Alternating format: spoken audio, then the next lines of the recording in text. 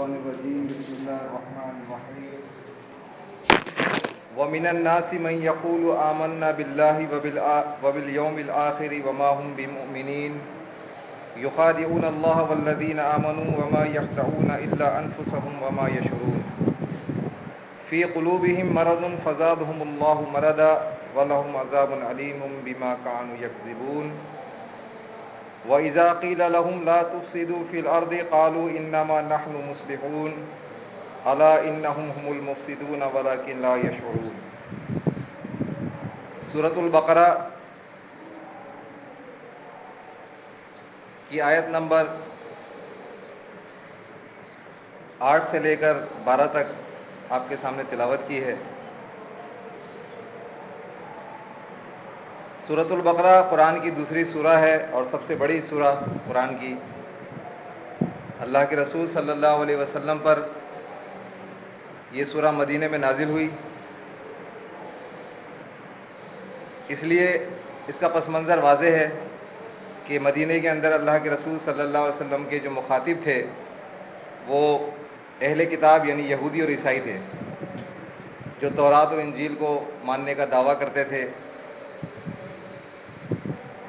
تو یہاں پر جو خطاب کیا جا رہا ہے تو اس پس منظر کو ذہن میں رکھ کے آپ رکھیں کہ یہودی اور عیسائیوں کی طرف روح سخن ہے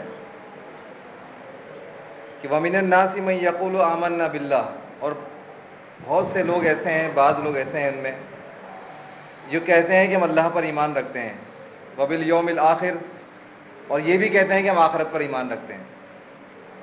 یقیناً یہ یہودی اور عیسائی ہیں، کیونکہ وہی اس بات کے دعوے دار تھے کہ آخرت نہ صرف یہ کہ واقع ہوگی، قیامت برپا ہوگی، بلکہ جنت میں بھی ہمارے سوا کوئی نہیں جائے گا۔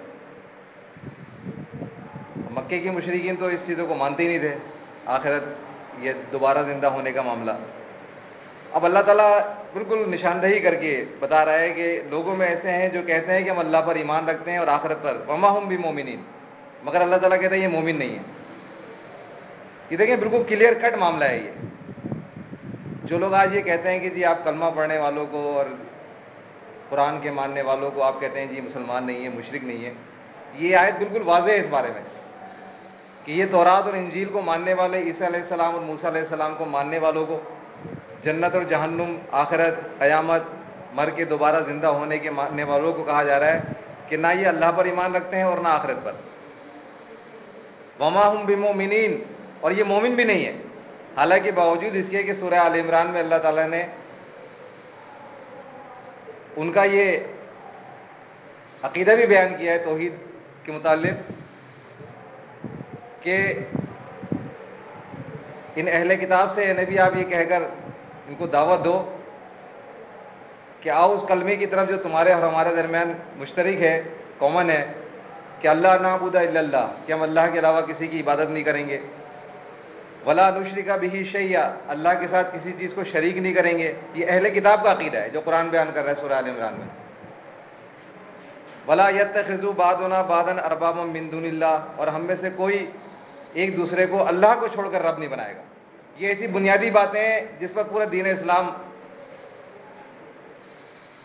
کا معاملہ ہوتا ہے کہ اللہ کے ساتھ کسی کو شریک نہیں کرنا ہے، اللہ کے علاوہ کسی کی عبادت نہیں کرنی ہے، اور اللہ کو چھوڑ کر کسی کو رب نہیں بنانا ہے۔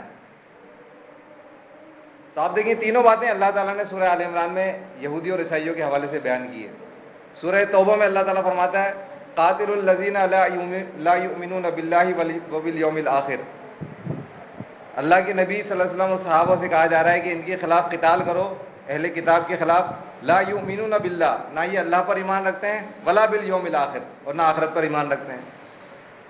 حالانکہ بظاہر دیکھا جائے تو وہ تو مانتے تھے کہ اللہ تبارک و تعالیٰ قیامت کے دن مردوں کو زندہ کر کے اٹھائے گا، لیکن آخرت صرف اس عقیدے کا نام تھوڑی ہے، وہ تو مجموعی طور پہ تمام چیزوں کو ماننا ہے کہ وہاں پر جو عدالت لگے گی اس میں اللہ کے سامنے کوئی بول نہیں سکے گا، کسی کی مجال نہیں ہوگی کہ اللہ کی پکڑ سے کسی کو کوئی بچا سکے، کوئی ایسا با اختیار نہیں ہوگا اس دن، قیامت کے دن کسی کی مجال نہیں ہوگی کہ اللہ کی اجازت کے بغیر کوئی بات کر سکے وہاں پر، جیسا کہ سورہ انبیاء میں اللہ تعالیٰ نے فرمایا ہے کہ یوم یقوم الروح والملائکۃ صفا لا یتکلمون الا من اذن له الرحمن وقال صوابا، یہ عقیدہ آخرت کی بنیادی باتیں ہیں. اگر ان میں سے کوئی ایک بات بھی اگر کوئی شخص اس کا انکار کر دے تو عقیدہ آخرت کا وہ منکر ہو گیا.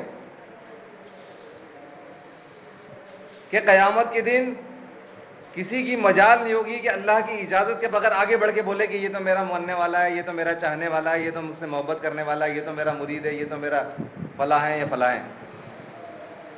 شفاعت کی اللہ تعالیٰ کی اجازت سے معاملہ ہوگا. اگر کوئی یہ سمجھتا ہے کہ نہیں کوئی کسی کو بڑھ کر اللہ کی پکڑ سے بچا لے گا تو وہ آخرت کا منکر. اسی وجہ سے تو یہودیوں کو کہا گیا کہ یہ آخرت پر ایمان نہیں رکھتے, ورنہ اتنا تو وہ مانتے تھے کہ مرنے کے بعد زندہ ہونا ہے, قیامت کے دن اللہ کے سامنے پیشی ہوگی اور جنت اور جہنم میں جائیں گے لوگ. لیکن اس کے ساتھ یہ بھی تو تھا کہ عیسیٰ علیہ السلام ہمیں اللہ کی پکڑ سے بچا لیں گے, اور دیگر کچھ لوگوں کے متعلق ان کا یہ اعتقاد تھا, جیسا آج ہماری قوم کا ہے کہ اللہ کے نبی صلی اللہ علیہ وسلم شافی المذنبین ہے, اور اپنے ہر امتی کو, اپنے ہر نام لیوا کو جو ہے وہ جہنم سے نکال کر جنت میں لے جائیں گے. اور پھر اسی عقیدے کی مزید ترقی ہوئی کہ پہلے اللہ کے نبی صلی اللہ علیہ وسلم کو یہ اختیار دیا گیا کہ آپ جسے چاہیں گے اللہ کی پکڑ سے بچا لیں گے. اس کے بعد تو ان کے پاس ہتھیار آ گیا لوگوں کو گمراہ کرنے کا. پھر اور آگے بڑھے, ایسے ایسے ان کے اندر پیدا ہوئے, جیسا کہ آپ نے اکثر تقریر میں سنا ہے عبد القادر جیلانی کے حوالے سے کہ وہ کہتے ہیں کہ میرا مرید اچھا نہیں تو کیا ہوا, میں تو اچھا ہوں, پروردگار کی عزت کی قسم میں اس وقت تک جنت میں نہیں جاؤں گا جب تک کہ ایک ایک مرید کو لے کے نہ چلا جاؤں. آپ دیکھیں اس نے کیا لوگوں کو ذہن بنایا. ایسے ایسے واقعات انہوں نے, عثمان ہارونی ان کے ایک صوفی گزرے ہیں, ایک واقعہ, یہ واقعات گھڑتے ہیں لوگوں کو گمراہ کرنے کے لیے. حالانکہ اس خبر میں نہ فرشتے آتے ہیں نہ اس خبر میں سوال جواب ہوتا ہے, مگر ایک واقعہ گھڑ لیا کہ ایک مرید ان کا مر گیا تھا عثمان ہارونی کا. تو معین الدین چشتی جو ہے وہ سرانے کھڑے ہو گئے, بیٹھ گئے. دفنانے کے بعد جب لوگوں نے مٹی ڈال دی تو ان کے چاہنے والے نے دیکھا کہ ایک لمحے کے لیے حضرت کے چہرے پر ایک ناگواری اور سختی کے آثار نمایاں ہوئے. اس کے بعد پھر ایک دم ہنسنے لگے, مسکرانے لگے. پوچھا وجہ کیا تھی؟ کہنے لگے کہ فرشتے آ گئے تھے سوال کرنے کے لیے. جب فرشتے آ گئے تو وہ گناہ گار تھا. اور یہ کسی میں آپ کو ایسی کتاب کا حوالہ نہیں دے رہا ہوں کوئی ڈائجسٹ کا یا اخبار جہان کا, یہ باقاعدہ مستند کتاب ہے راحت القلوب, جس کو اسلامی کتب کے طور پہ پڑھا اور بیچا جاتا ہے. بڑے بڑے کتب خانوں کے اندر یہ لائبریریوں میں کتاب رکھی ہوتی ہے. فرید الدین گنج شکر کے ملفوظات ہیں, یہ کتاب کا نام ہے راحت القلوب.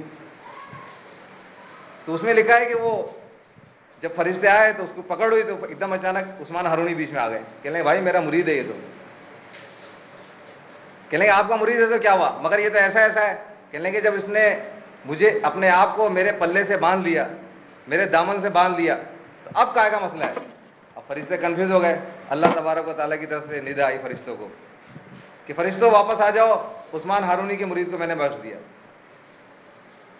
آپ دیکھیں یہ اس طرح کی چیزیں انہوں نے اس امت کے اندر عقیدے کے طور پہ پھیلا دی ہیں, اور ابھی بھی یہ سمجھ رہے ہیں کہ ہم آخرت پر ایمان رکھتے ہیں. جبکہ قرآن نے اسی وجہ سے کہ یہودی اور عیسائی یہ ماننے کے باوجود کہ قیامت کے دن مردے زندہ ہوں گے, قیامت کے دن اللہ تبارک و تعالیٰ کی عدالت لگے گی, بڑی عدالت, وہاں پر جنت اور جہنم کے فیصلے ہوں گے, نیک لوگ جنت میں جائیں گے, برے لوگ جہنم میں جائیں گے. لیکن صرف اس عقیدے کی وجہ سے کہ اس دن ان کے بڑے, ان کے بزرگ اللہ کی پکڑ سے بچا لیں گے, اللہ تعالیٰ نے ان کے عقیدے آخرت کو ہی رد کر دیا. فرمایا لا یؤمنون بالیوم الآخر, یہ آخرت پر ایمان ہی نہیں رکھتے. وہ اللہ کو ماننے کے دعوے دار تھے, اللہ کو مانتے تھے اللہ اس کائنات کا خالق ہے, مالک ہے, پیدا کرنے والا ہے, ہمیں رزق دینے والا ہے, سب کچھ ہے. لیکن عیسیٰ علیہ السلام کو اللہ کا بیٹا بنایا. اللہ تعالیٰ فرماتا ہے لا یؤمنون باللہ, یہ اللہ پر ایمان نہیں رکھتے. ان کے ایک مشرکانہ عقیدے سے اللہ تعالیٰ نے ان کے ایمان باللہ کو رد کر دیا, قبول نہیں کیا. اس لیے کہ شرک کے ساتھ تو ایمان ضائع ہو جاتا ہے, ایمان ختم ہو جاتا ہے. جہاں شرک ہوتا ہے وہاں ایمان ہوتا ہی نہیں ہے سرے سے. تو اللہ تعالیٰ فرماتا ہے کہ یہ دعویٰ تو کرتے ہیں کہ اللہ پر ایمان کا اور آخرت پر ایمان کا, مگر یہ مومن نہیں ہے. اور یہ جو صحیح معنوں میں ایمان لانے والے ہیں, جو لوگ ایمان لا رہے ہیں اللہ کے نبی صلی اللہ علیہ وسلم کی دعوت پر, یہ چاہتے ہیں کہ یہ لوگ بھی ان کی طرح ہو جائیں, جیسا ان کا ایمان ہے, جیسا ان کا عقیدہ ہے, یہ لوگ بھی ایسے ہو جائیں. تو اس کے لیے ان کو چکما دیتے ہیں, ان کو الٹی سیدھی ان کے سامنے باتیں کرتے ہیں. تو اللہ تعالیٰ فرماتا ہے یخادعون اللہ, یہ سمجھ رہے ہیں کہ یہ اللہ کو اور ایمان والوں کو دھوکہ دے کر کامیاب ہو جائیں گے. وما یخدعون الا انفسہم, یہ اپنے آپ کو دھوکہ دے رہے ہیں. یہ اس طرح کی حرکتیں کر کے اللہ کے ساتھ ایمان کے معاملے میں اس طرح دو نمبری کام کر کے یہ کسی کا کچھ نہیں بگاڑ رہے, یہ اپنا نقصان کر رہے ہیں, یہ اپنے آپ کو دھوکے میں رکھے ہوئے ہیں. انہیں اندازہ نہیں ہے کہ اللہ تبارک و تعالیٰ کے جب یہ مرنے کے بعد برزخ میں پہنچیں گے, عالم برزخ میں, اور قیامت کے دن اٹھیں گے, تو وہاں سب کچھ ان کے اندازے کے بالکل برخلاف معاملات ہو رہے ہوں گے. وہاں ان کے سارے بنائے ہوئے شریک سارے کے سارے گم ہو جائیں گے, کوئی کسی کو بچانے کے لیے نہیں آئے گا. تو یہ اصل میں اپنے آپ کو دھوکہ دے رہے ہیں. فی قلوبہم مرض, اصل میں ان کے دلوں کے اندر ایک مرض ہے. وہ مرض کیا ہے؟ وہ ہے اپنے اکابرین کی محبت. یہ اس بات کو جان لینے کے باوجود کہ یہ جو بات ہے قرآن کی بات ہے, قرآن کی دعوت ہے, یہ بالکل حق ہے, سچ ہے, دلیل کے ساتھ ہے, مگر صرف اس لیے ماننے سے انکاری ہیں کہ پھر ان کے بڑوں کا کیا بنے گا. باپ دادا جو ایک عرصے سے ایک گمراہی کے دین پر چلے آ رہے ہیں, انہیں گمراہ قرار دینا, انہیں مشرک قرار دینا ان کے بس سے باہر ہے. یہ اس کے لیے تیار نہیں ہے. تو فرمایا یہ مرض فزادہم اللہ مرضا, جب انہوں نے اللہ کے وقار کے مقابلے میں اپنے بڑوں کے وقار کو ترجیح دی, اللہ کی بات ماننے کے مقابلے میں اپنے بڑوں کی بات کو ترجیح دی, تو اللہ نے بھی ان کے مرض کو اور بڑھا دیا اور ان کو گمراہی کے اندر مزید آگے بڑھا دیا. تو آپ دیکھیں اکثر ایسا, ہم نے اس کا بہت سارے مظاہرے دیکھے ہیں. ڈاکٹر عثمانی رحمۃ اللہ علیہ نے جب یہ دعوت کا کام کیا تو بہت سارے مخالفین میدان میں آ گئے. خاص طور پہ اہل حدیث جو ہے انہوں نے بہت زیادہ ایک مہم چلائی, کتابیں لکھی اور بہت سارا لٹریچر انہوں نے اس حوالے سے چھاپا. تو ہم نے تو یہ دیکھا کہ وہ اس حد تک آگے بڑھتے چلے گئے ڈاکٹر عثمانی کی مخالفت میں کہ انہوں نے تمام حدیں کراس کر دی. تو اللہ تبارک و تعالیٰ فرماتا ہے فزادہم اللہ مرضا, اللہ نے ان کے مرض کو جو ان کے اندر بھرا ہوا تھا اس کو اور بڑھا دیا کہ اور جاؤ گمراہی میں بڑھتے چلے جاؤ. وَلَهُمْ عَذَابٌ علیم, اور ان کے لیے دردناک عذاب ہے. بما کانوا یکذبون, یہ جو جھوٹ بولتے ہیں, اللہ کی آیتوں کا کفر کرتے ہیں, اللہ کی دین کا انکار کرتے ہیں, در حقیقت یہ اللہ پر جھوٹ باندھتے ہیں اور اس وجہ سے ان کو عذاب ہوگا. وَإِذَا قِيلَ لَهُمْ لَا تُفْسِدُوا فِي الْأَرْضِ, اور ایسے ظالم ہیں کہ جب ان سے کہا جاتا ہے کہ دیکھو زمین پر فساد نہیں کرو. وَإِذَا قِيلَ لَهُمْ لَا تُفْسِدُوا فِي الْأَرْضِ, کہ زمین پر فساد نہیں کرو, کہ اس سے بڑا اور فساد کیا ہوگا. یہ فساد اردو زبان کے اندر بھی استعمال ہوتا ہے. فساد کے معنی ہوتے ہیں ایسا کام کرنا جس سے قانون شکنی ہو, لوگوں کو نقصان ہو.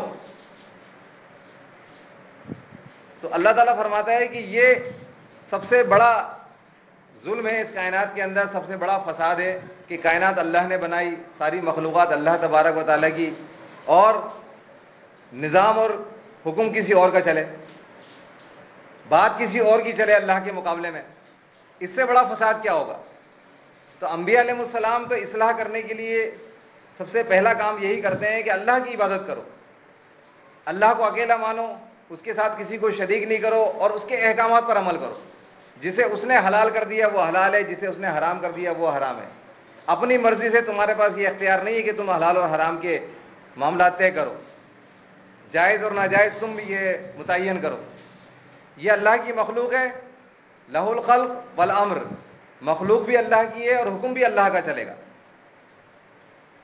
تو اس کے مقابلے میں تم نے اللہ کے بندوں کو جو یہ اختیار دے دیا ہے, سب سے بڑا فساد یہ ہے زمین کے اوپر کہ اللہ کے بندوں کو تم نے رب کا درجہ دے دیا, اللہ کے مقابلے میں ان کی بات مان رہے ہو, ان کے قوانین پر چل رہے ہو. تو یہ فساد ہے. اور فساد جو ہے اللہ تبارک و تعالیٰ قرآن میں اس کا کئی جگہ اللہ تعالیٰ نے ذکر کیا ہے کہ فساد کو اللہ تعالیٰ پسند نہیں کرتا. اور فساد ایسی چیز ہے, آپ دیکھیں کسی بھی ملک کے اندر, کسی بھی نظم و ضبط کے اندر جب اس کی خلاف ورزی کی جاتی ہے تو ایک ہلچل سی مچ جاتی ہے, ایک بد نظمی سی پھیل جاتی ہے. تو جب اللہ کے زمین کے اوپر اللہ کے بجائے کسی اور کا قانون چلتا ہے تو ایک ہلچل سی پیدا ہوتی ہے, اللہ تبارک و تعالیٰ ناراض ہوتا ہے اس قوم سے, اللہ تعالیٰ کا غضب بھڑکتا ہے اس کے اوپر, اور پھر امن و سکون ختم ہو جاتا ہے, ایک بے چینی اور بے کلی کی کیفیت پیدا ہو جاتی ہے. اگر بظاہر کچھ وقتی طور پر کچھ امن سکون نظر بھی آتا ہے تو وہ دیکھنے کا ہوتا ہے خالی، ورنہ اندر سے ساری ٹوٹ پھوٹ ہوتی ہے، اندر سے بالکل ایک بے چینی اور بے قراری اور اضطراب کی کیفیت ہوتی ہے۔ تو اللہ تعالیٰ فرماتا ہے کہ یہ جو ظالم لوگ ہیں، یہ جو اللہ کے مقابلے میں انسانیت کو گمراہ کر رہے ہیں، جب ان سے کہا جاتا ہے کہ اللہ کی زمین کے اوپر اللہ کا قانون ہے، اللہ کی طرف سے جو حکم آیا ہے اس کو مانو، اس کی پیروی کرو، تو قالوا انما نحن مصلحون، تو بجائے اس کے کہ وہ یہ کہیں کہ ہاں ہم سے غلطی ہو گئی، ہم نے اللہ کے قانون کی خلاف ورزی کی، قانون شکنی کی، اب ہم تائب ہوتے ہیں، ہم توبہ کرتے ہیں، الٹا وہ جواب میں کیا کہتے ہیں، انما نحن مصلحون، ہم تو اصلاح کر رہے ہیں۔ آپ دیکھیں یہ ویسا فساد ہے، یہ دین کے اندر جو فساد ہوتا ہے کہ اس کو کرنے والے اس کو اصلاح کا نام دیتے ہیں، لوگوں میں شرک اور کفر کی تعلیم دے رہے ہیں، لوگوں کو اللہ کا باغی بنا رہے ہیں، لوگوں کو جہنم کا ایندھن بنا رہے ہیں، اور اس کا نام کیا دیا، اصلاح، کہ جی ہم تو نیک کام کر رہے ہیں، نیکی کا کام کر رہے ہیں۔ ورنہ دنیا میں آپ دیکھیں جتنے بھی فساد کے کام ہوتے ہیں، مختلف انداز سے جو فساد کرتے ہیں، وہ کبھی یہ نہیں کہتے کہ ہم نیکی کر رہے ہیں۔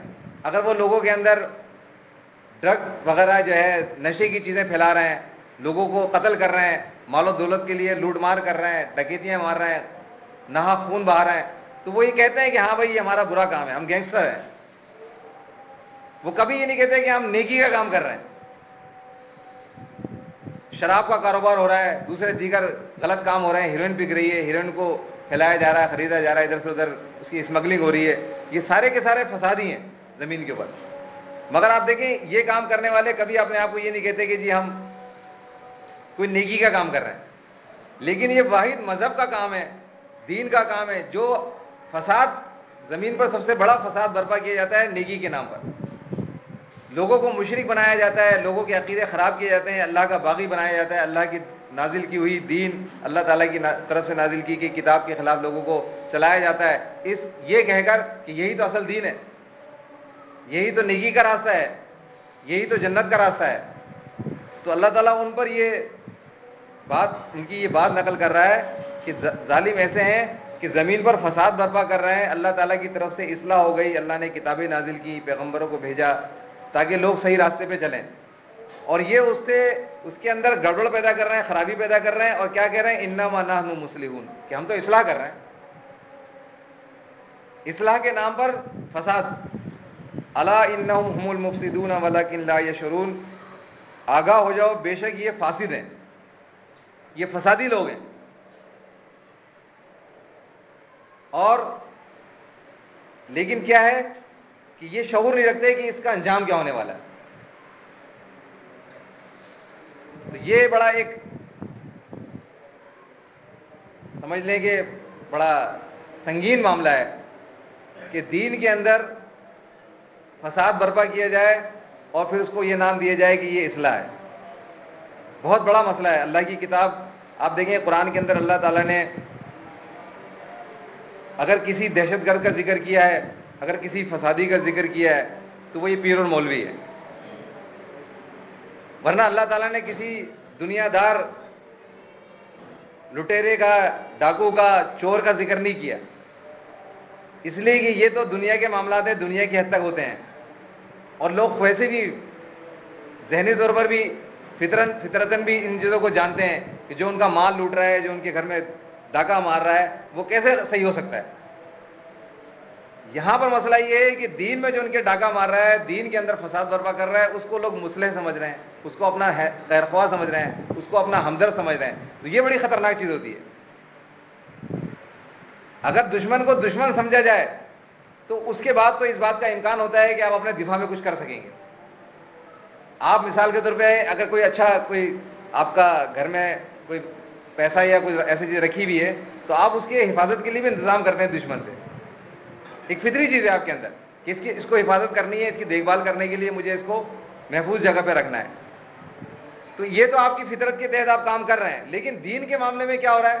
دین کے معاملے میں یہ ہو رہا ہے کہ جو چور اور لٹیرے ہیں انہی کے ہاتھ میں اپنا ایمان دے دیا گیا، انہی کو اپنا ایمان ٹھیکے پہ دے دیا گیا کہ جی ہم تو دنیا دار آدمی ہیں، دنیا کے معاملات ہم سنبھالیں گے، آپ جس طرف ہمیں لے کے جاؤ گے، آپ ہمیں جو بتاؤ گے ہم اس کے مطابق چلیں گے، ہمیں کیا اس سے بحث کہ صحیح کیا ہے اور غلط کیا ہے۔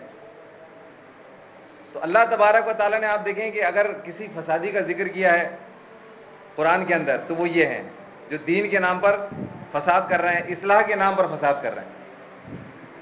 سورہ توبہ میں اللہ تعالیٰ نے ان پیروں اور مولویوں سے ہوشیار کیا کہ انا کثیرا من الاحبار والرہبان، کہ ان پیروں اور مولویوں کی کثیر تعداد ہے جو لوگوں کا مال بھی کھائے گی اور انہیں اللہ کے راستے سے روکے گی بھی۔ قرآن میں اگر کسی فسادی کا ذکر کیا گیا ہے اور اس کو کسی ایسی دوسری حقیر مخلوق سے اللہ تعالیٰ نے اگر تشبیہ دی ہے تو وہ بھی یہ مولوی ہے، یہ عالم اور مشائخ ہی ہیں کہ اگر سورہ جمعہ میں اللہ تعالیٰ نے کتے سے مثال، گدھے سے مثال دی ہے تو اسی مولوی کی دی ہے کہ ان کی مثال گدھے کی سی ہے، اگر ان کی کرتوتوں پر ان کو کتے سے مثال دی ہے تو وہ بھی اسی مولوی کی دی ہے۔ کیوں؟ اللہ تبارک و تعالیٰ انسانیت کو جو ہے ان کے فتنے سے بچانا چاہتا ہے اور ان کا اصل چہرہ جو ہے لوگوں کے سامنے لانا چاہتا ہے کہ لوگ ان کی ظاہری وضاحت سے مروب ہو کر ان کے پیچھے اندھے بہرے ہو کر چلتے ہیں اور اس طرح اپنا ایمان اور آخرت دونوں برباد کر بیٹھتے ہیں۔ تو لہذا اللہ تبارک و تعالیٰ نے ان سے خاص طور پر ہوشیار کیا اور یہ بھی بتایا کہ یہ کس طریقے سے ان کا طریقہ واردات کیا ہے۔ پورا قرآن میں آپ دیکھیں ڈیٹیل سے اللہ تعالیٰ نے بیان کیا ہے کہ لوگوں کو کس طرح گمراہ کرتے ہیں۔ یکتبون بایدیہم، اپنے ہاتھوں سے لکھتے ہیں اور کہتے ہیں یہ اللہ کی طرف سے۔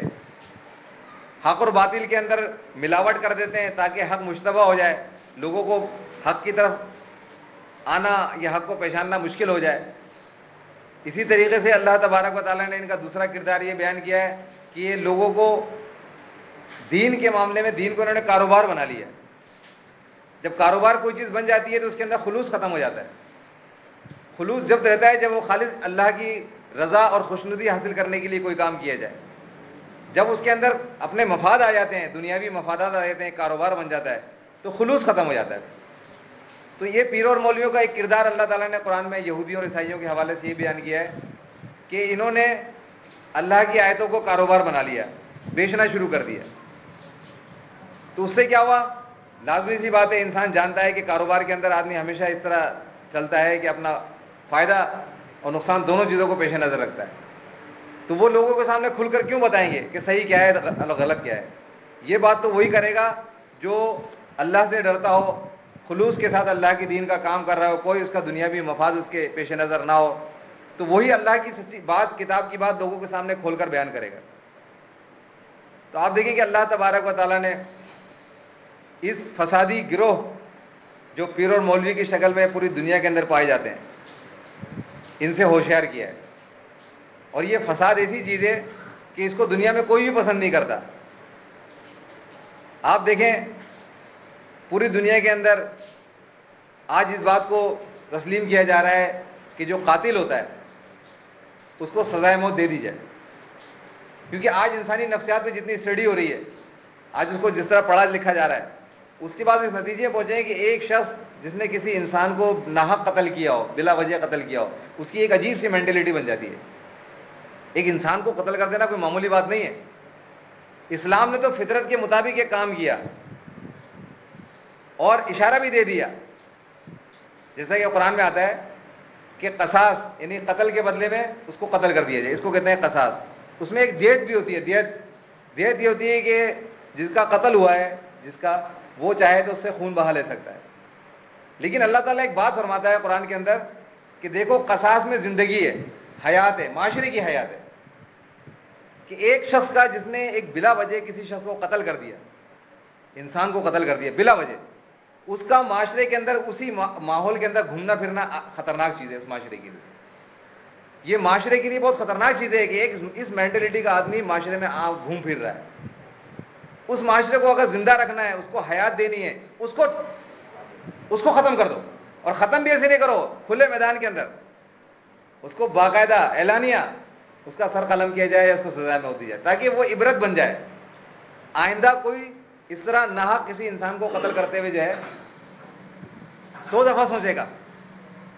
آپ دیکھیں اسلام کی سزا کو شروع میں بڑا درندگی اور بڑے مختلف نام دیے گئے، انسانی حقوق کی خلاف ورزی، لیکن اب آہستہ آہستہ آج یہ حالت ہو گئی ہے خود انڈیا کے اندر، جس کے خلاف اب یہ باقاعدہ انہوں نے قرارداد پیش کی ہے کہ بھئی یہ جو ہے اس طرح کے معاملات ہے سزائے موت کو نافذ کیا جائے.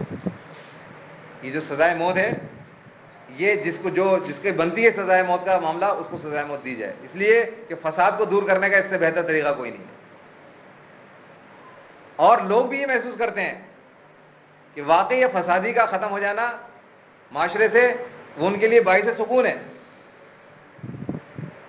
تو اللہ تبارک و تعالیٰ نے آپ دیکھیں کہ انسان کی فطرت کے عین مطابق یہ دین نازل کیا. اس دین اسلام جو ہے دین فطرت ہے. تو اگر اللہ تبارک و تعالیٰ نے ان فسادیوں کا ذکر کیا ہے تو اس کی بنیادی وجہ یہی ہے کہ یہ اللہ کے دین کے معاملے میں جو کچھ کرتے ہیں اس سے بڑھ کر کوئی فساد نہیں ہے. اور پھر ایسے لوگوں میں فساد کرنا جو ایمان والوں کی اجتماعیت ہو, مومنوں کے اندر فساد برپا کرنا, یہ تو اس سے بھی زیادہ قبیح ہے. جیسا کہ ہمارے ساتھ یہ معاملات ہوئے, اللہ کے فضل و کرم سے ڈاکٹر عثمانی رحمۃ اللہ علیہ نے جو ایک دین کا کام شروع کیا, انہوں نے خالص اسی انداز میں جو انبیاء علیہ السلام کی سنت, آخری رسول نبی علیہ السلام کی سنت کے مطابق بالکل اسی ٹیکسالی انداز میں انہوں نے اللہ کے دین کا کام شروع کیا کہ اجتماعیت وجود میں آئی, کئی مراکز بنے, اللہ کے دین کا کام شروع ہوا. لیکن اس کے بعد کیونکہ شیطان تو بہرحال اپنے مشن پر چل رہا ہے, اس نے اسی تنظیم کے ایک امیر محمد حنیف کو برگلایا, وسوسہ اندازی کی, جیسے بھی کیا, بہرحال انہوں نے فساد برپا کیے. ایک تنظیم کا کام ایک خاص پیٹرن پہ جو قرآن و حدیث کی بنیاد پر ہوا تھا, ڈاکٹر عثمانی رحمۃ اللہ علیہ نے تنظیم کی جو کام کی جو بنیادی معاملات تھے ان کو باقاعدہ لٹریچر میں بھی انہوں نے تحریر کر دیا تھا. ہمارا کتابچہ تھا نقشہ کار, اس کے اندر پوری ڈیٹیل انہوں نے لکھی تھی کہ ہمارا عقائد کے ساتھ ساتھ دین کا کام کرنے کا طریقہ بھی قرآن و حدیث کی بنیاد پر ہوگا. ہم اپنی طرف سے کوئی طریقہ اختیار نہیں کریں گے کہ دین کا کام کس طرح کیا جائے, یا اس کے لیے کوئی شورا کی میٹنگ نہیں ہوگی کہ تبلیغ, دعوت و تبلیغ کا کام کیا طریقہ کیا ہوگا. اس کے لیے بھی ہم قرآن و سنت ہی کو فالو کریں گے کہ اللہ کے رسول صلی اللہ علیہ وسلم نے دعوت کا کام کس طرح کیا تھا, دین کا کام کس طرح کیا تھا, اسی پر انہوں نے یہ پورا ایک طریقہ کار بنایا. دعوت, ہماری دعوت کا جو طریقہ کار ہے نقشہ کار کے نام سے, کہ ہم یہ مشرک ہیں, ان کے عقائد مشرکانہ ہے, لہٰذا ہم ان کو اسی طریقے سے جس طرح اللہ کے نبی صلی اللہ علیہ وسلم نے ایک مشرک قوم کو دعوت دی ہے, سب سے پہلے انہیں توحید اور ایمان کی دعوت دیں گے. ان پر نہ نماز فرض ہے, نہ روزہ فرض ہے, نہ حج فرض ہے, نہ زکوٰۃ فرض ہے. فلاح کا راستہ کتابچہ اٹھا لیجئے, بالکل ابتدائی کتابچہ ہے. اس کے آخر میں ڈاکٹر عثمانی رحمۃ اللہ نے واضح الفاظ میں لکھا ہے کہ اگر بدقسمتی سے کسی کے عقائد میں شرک پایا جاتا ہو, پھر انہوں نے جو شرک کی ڈیٹیل بتائی ہے, وسیلے کا شرک, پکار کا شرک, ذات کا شرک, غیر اللہ کی نظر و نیاز کا شرک. اس کے بعد وہ کہتے ہیں اگر بدقسمتی سے کسی کے عقیدے میں شرک پایا جاتا ہو تو ایسے شخص پر نہ نماز فرض ہے, نہ روزہ فرض ہے, نہ حج فرض ہے, نہ زکوٰۃ فرض ہے, اس پر صرف اور صرف جہنم کی آگ فرض ہے. یہ بالکل فلاح کا راستہ وہ ابتدائی کتابچہ ہے جو ہم کسی کو دیتے ہیں دعوت کے دوران پڑھنے کے لیے. اس میں انہوں نے کلیئر کر دیا کہ انہیں ہم نہ نماز کی دعوت دیں گے, نہ روزے کی دعوت دیں گے, نہ حج کی طرف بلائیں گے, نہ عمرے کی دعوت دیں گے, نہ عمرے کے مسائل سکھائیں گے. یہ ان کا مسئلہ ہی نہیں ہے اس قوم کا, جن کے درمیان ہم رہتے ہیں, جن کو ہمیں دعوت دینی ہے. ہم انہیں سب سے پہلے ایمان کی دعوت دیں گے, توحید کی دعوت دیں گے, اور دوسرا کیا ہے کہ طاغوت کا کفر, کہ ہم اپنی تحریر اور تقریر کے ذریعے جہاں ہمیں موقع ملے گا, جہاں قرینہ ہوگا, ہم ان کو بے نقاب کریں گے طاغوتوں کو. میں ایسا نہیں کہہ رہا ہوں کہ آج میں آپ سے کوئی شخص مجھ سے سوال کرتا ہے یہ بتائیے کہ صلاۃ میں رفع دین کا کیا معاملہ ہے, اب میں وہاں احمد بن حنبل کو لے آؤں کہ احمد بن حنبل تو یہ تھا. ایک موضوع بنتا ہے, ایک قرینہ بنتا ہے کہ اگر مردے کے زندہ ہونے کی بات ہو رہی ہے, حیات فی القبر کے موضوع پہ بات ہو رہی ہے, سماع موتیٰ کا موضوع پر بات ہو رہی ہے, تقریر ہو رہی ہے, درس ہو رہا ہے, تو وہاں احمد بن حنبل کے عقیدے کو لانے کا ایک قرینہ ہے. ابن تیمیہ کو بیچ میں لانے کا, کوٹ کرنے کا ایک وجہ بنتی ہے, کیونکہ وہ اس سے ریلیٹڈ لوگ ہیں. انہوں نے یہ مسئلہ پھیلایا ہے لوگوں میں, مردے کے سننے کا, روح لوٹائے جانے کا, مردے کے قبر میں زندہ ہونے کا. اب بات چل رہی ہے رفع دین کی, اس میں ابن تیمیہ کیسے آ جائے گا؟ تو سیدھی سی بات ہے کہ ہمارا تنظیم کا یہ پیٹرن ہے ڈاکٹر عثمانی نے کے دور سے کہ جہاں پر قرینہ موجود ہو کہ ان کو کوٹ کیا جائے, جہاں عقیدے کا کوئی موضوع چل رہا ہو اور وہاں پر اس سے متعلق کسی بڑے نے کوئی بدعقیدگی پھیلائی ہو تو وہاں اس کو لایا جائے, لوگوں کو بتایا جائے, لوگوں کو آگاہ کیا جائے.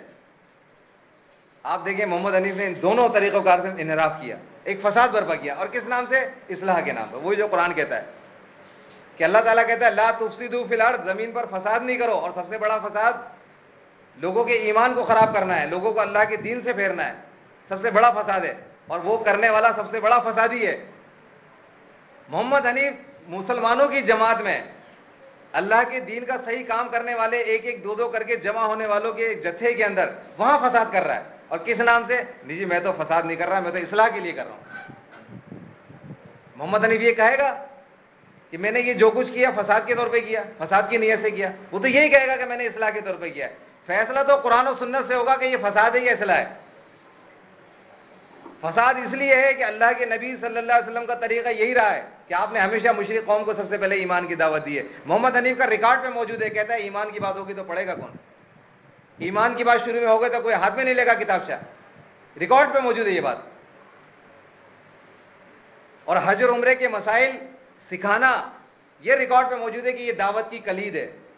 کلید کہتے ہیں چابی کو، کہ دعوت ہم یہاں سے شروع کریں گے۔ مشرکوں کو پہلے حج کا طریقہ سکھائیں گے کہ احرام اس طرح باندھو، اور صفا و مروہ کی صحیح اس طرح کرو، رمی اس طرح کرو، اور طواف کے اندر یہ اس طرح کرو، اس طرح جا کے نفل پڑھو۔ یہ دعوت کی کلید ہے، اس کے الفاظ ہیں ریکارڈ پہ، اور ایمان کی بات ہے وہ بعد میں۔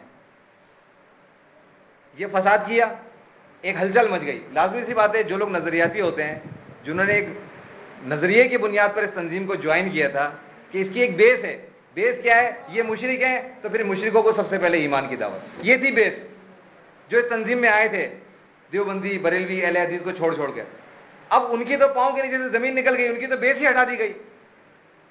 وہ تو حیران اور پریشان ہو رہے ہیں کہ یہ کیا ہو گیا، کہ ہم تو اس نظریے کی بنیاد پر آئے تھے کہ یہ مشرک ہے تو ان کو پہلے ایمان کی دعوت دی جائے گی۔ اب محمد حنیف کہتا ہے ایمان کی بات ہوگی تو کوئی پڑھے گا نہیں۔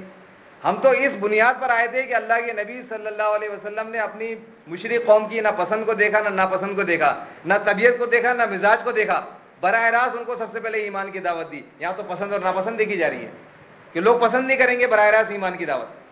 اگر ایمان کی بات ہوگی تو لوگ ناراض ہو جائیں گے۔ اب لوگوں کی ناراضگی، پسند اور ناپسند، مزاج کو دیکھ کر دعوت دی جا رہی ہے، تو یہ تو نظریہ بالکل الٹا ہو گیا، بنیادی نکل گئی ہمارے پاؤں کے نیچے سے۔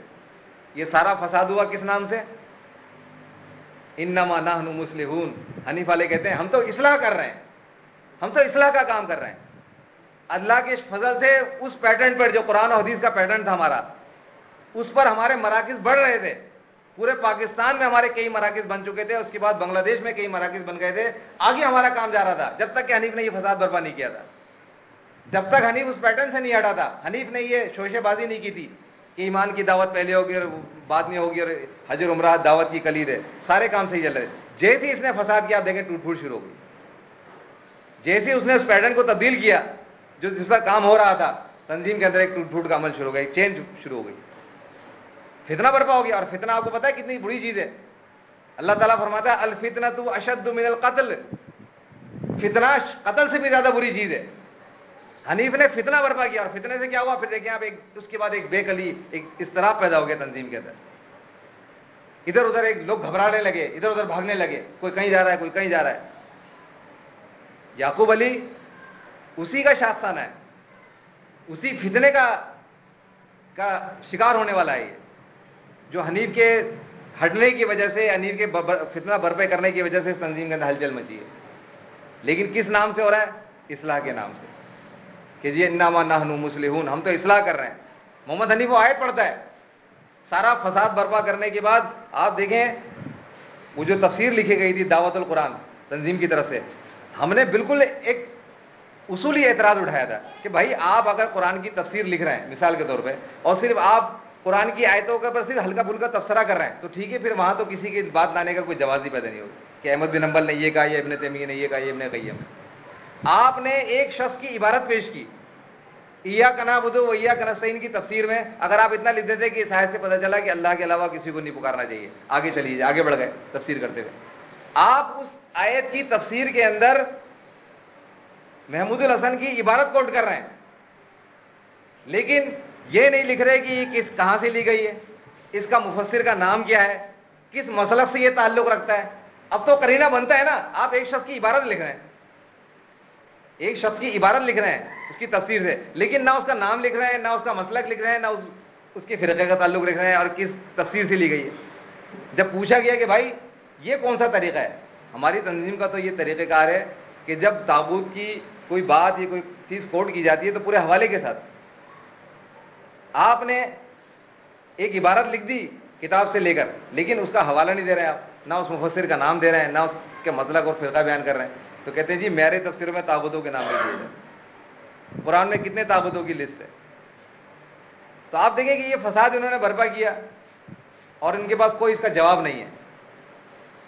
جتنے بھی حنیف کے ساتھ لوگ ہیں وہ ان تمام باتوں سے کے معاملے میں لاجواب ہو گئے، بالکل صرف کیا ہے، خاموشی اختیار کر لیتے ہیں۔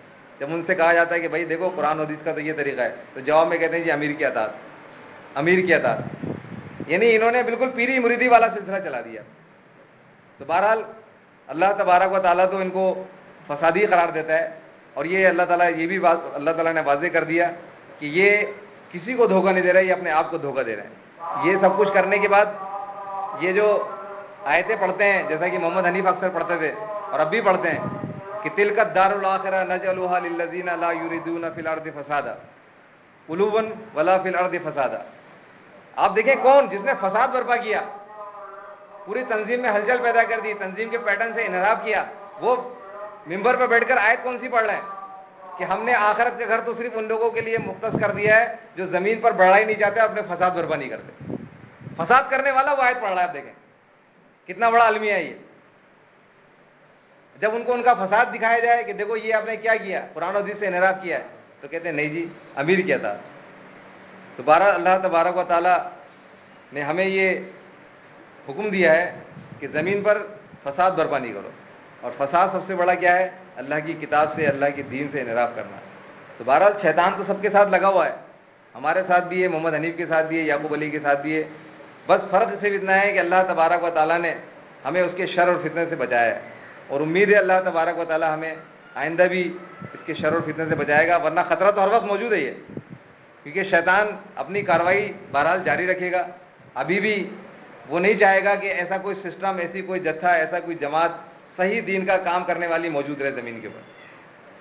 ابھی اگر کوئی کام ہو رہا ہے اس پیٹرن کے اوپر، اس طریقے کے اوپر، تو وہ اس کو چھوڑے گا نہیں، وہ اس کی طاق میں لگا رہے گا، اس کا اصل فوکس یہی ہے۔ اب اس کے لیے حنیف والے اور یعقوب والے وہ تو اس کے اپنے کارندے بن چکے ہیں۔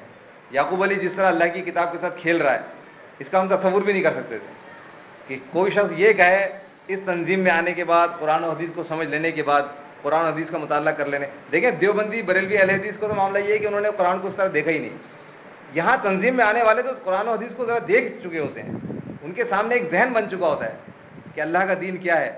اب وہ اگر یہ کہیں کہ آدم علیہ السلام کو جو سجدہ ہوا تھا اس پر شرک جائز تھا، تو یہ انتہا ہے گمراہی کی، ضلالت کی ایک انتہا ہے یہ۔ محمد حنیف جیسے اور محمد حنیف کے ساتھ جو لوگ ہیں، ان میں سے اگر کوئی آپ کو بخاری نکال کر دکھائے کہ امیر کی اطاعت کرنی ہے، چاہے اچھا ہو یا برا، آپ حیران نہیں ہو جائیں گے؟ چلو دیوبندی دکھاتا ہے آپ کو، بریلوی دکھائے، یہ کوئی اہل حدیث دکھائے، آپ کہیں گے اس کا تو مائنڈ سیٹ ہی وہ بنا ہوا ہے پیری مریدی والا۔ لیکن حنیف کے ساتھ رہنے والے یا ڈاکٹر عثمانی کی جماعت میں آنے کے بعد اگر کوئی یہ کام کرے کہ اندھی بہری اطاعت کی آپ کو تعلیم دے، تو آپ کیا کہیں گے کہ انتہا ہو گئی ہے گمراہی کی اور فساد کی۔ تو اللہ تبارک و تعالیٰ نے بھی جب انہوں نے اللہ کی کتاب کو سمجھنے کے بعد، دین کو سمجھنے کے بعد جب انحراف کیا، تو انہیں گمراہی کے اندر بہت دور پہنچا دیا، جس کو اللہ تعالیٰ یہاں فرماتا ہے فی قلوبہم مرض، ان کی دلوں کے اندر جو مرض ہے، فزادہم اللہ مرضا، اللہ نے اس مرض کو اور بڑھا دیا، اور زیادہ مزید وقت کے ساتھ ساتھ جیسے جیسے گزرتا جا رہا ہے۔ یہ حنیف والوں کے ساتھ جو ہمارا اختلاف ہوا، یعقوب علی والوں کے ساتھ جو اختلاف ہوا، اب جیسے جیسے وقت گزر رہا ہے ان کی گمراہی اور بڑھتی جا رہی ہے، اور مزید وہ غلط باتیں ایک کے اوپر ایک کرتے چلے آ رہے ہیں، جس کو اللہ تعالیٰ فرماتا ہے وزادتہم کفر، کفر کے اندر بڑھتے ہی چلے جا رہے ہیں۔ پہلے حج کا کتابچہ بانٹا تھا خالی، جب اس پہ بات چیت ہوئی تو کہہ رہے ہیں کہ ایمان کی بات شروع میں ہوگی تو پڑھے گا کون، اب اور لیجیے مزید۔ پھر جب اس پر بات ہوئی کہنے کہ ہم تو ساری چیزیں سکھائیں گے، نماز بھی سکھائیں گے، حج بھی سکھائیں گے، روزے بھی سکھائیں گے۔ جب مزید اور اس پہ بات ہوئی تو کہنے کہ دعوت کی کلید ہے۔ آپ دیکھیں کفر در کفر، کفر در کفر کا معاملہ تو چلا جا رہا ہے۔ کیوں کہ اللہ تعالیٰ نے بتا دیا قرآن کے اندر، جب جو انحراف کرے گا تو اللہ تعالیٰ اس کے مرض کو اور بڑھا دے گا۔ بس ایک ہی راستہ ہے، اللہ تبارک و تعالیٰ کی کتاب پر یہ پلٹ آئیں۔ جس بنیاد پر اس تنظیم میں آئے تھے، جس ایجنڈے پر آئے تھے، جس منشور پر آئے تھے، جس نظریے پر آئے تھے، وہ نظریہ آج بھی موجود ہے الحمدللہ۔ قرآن و حدیث کی بنیاد پر صرف پلٹنے کی بات ہے. اللہ تعالیٰ مجھے بھی اور آپ کو بھی اللہ کی کتاب پر عمل کرنے کی توفیق عطا فرمائے. اقول قولی ھذا استغفر اللہ لی ولکم ولسائر المؤمنین. آنے والے اتوار کا پروگرام انشاءاللہ اللہ والے ٹاؤن میں جمشید صاحب کے گھر پہ ہوگا. آنے والے